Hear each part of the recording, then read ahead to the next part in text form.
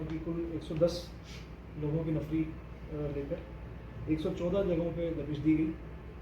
और जिसमें कुल 22 टीमें बनाई गई थी और जिसमें कुल एक्ट की कार्रवाई में 26 कार्रवाइयाँ की गई हैं, जिसमें 19 आबकारी एक्ट की हैं, 4 आर्म्स एक्ट की कार्रवाई है और 3 आरपीजीओ जो कि गैम्बलिंग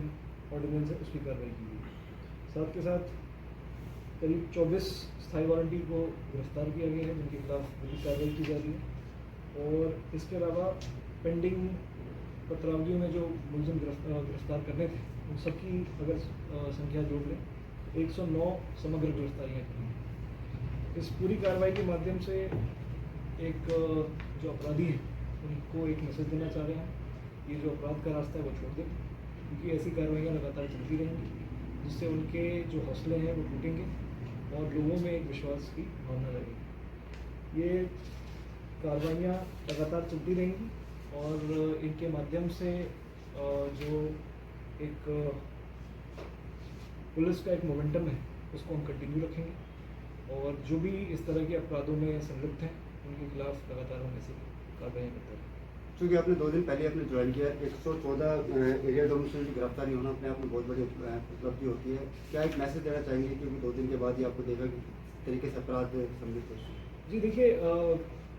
पहले से भी काम अच्छा होता है, ऐसा नहीं है कि मेरे ज्वाइन करने के बाद से कोई अलग टीम सेम है। क्रिमिनल्स हमेशा कहीं ना कहीं आप ये मान के चलें कि पुलिस से एक उनको भय रहता है, कई बार वो छुपने की कोशिश करते हैं, they want to evade arrest. तो क्योंकि एक टीम की तरह आज पूरी जिले की पुलिस में सुबह से जो कार्रवाइयाँ की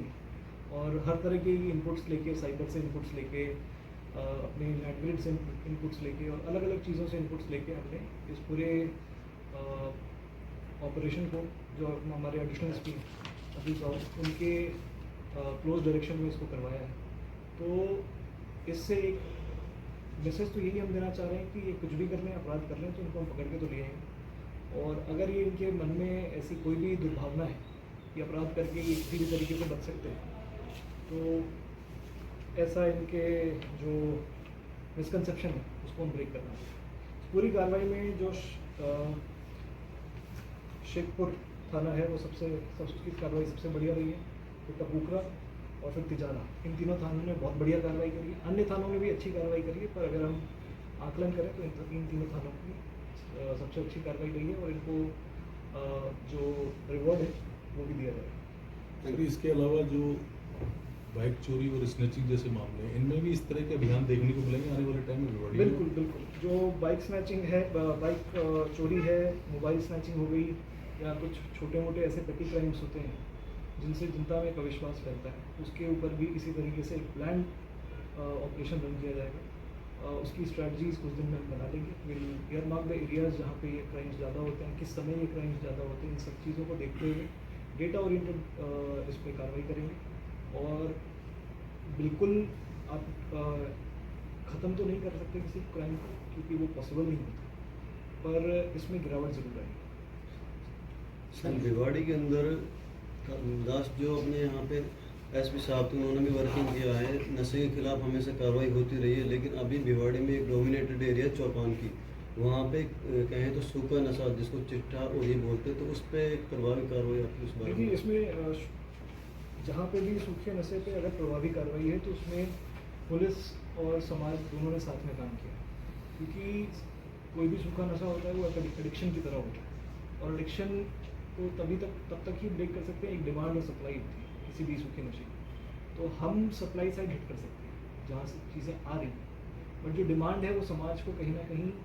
NGOs की मदद से और अन्य चीज़ों की मदद से उसको कम करना चाहिए। तो कहीं अगर किसी को किसी तरह की सूचना मिलती है तो उस पर कार्रवाई करेंगे और अगर ये जो सूखा नशा है उसमें संलिप्त जो अपराधी हैं उनके खिलाफ भी कड़ी से कड़ी कार्रवाई।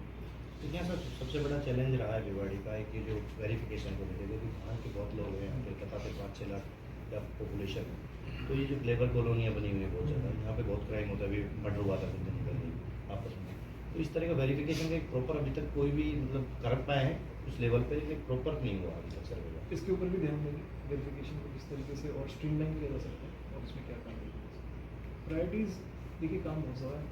प्रायोरिटीज सेट करके उसमें क्रमबद्ध तरीके से करेंगे तो हम रिजल्ट अच्छे ठीक thank you sir, thank you.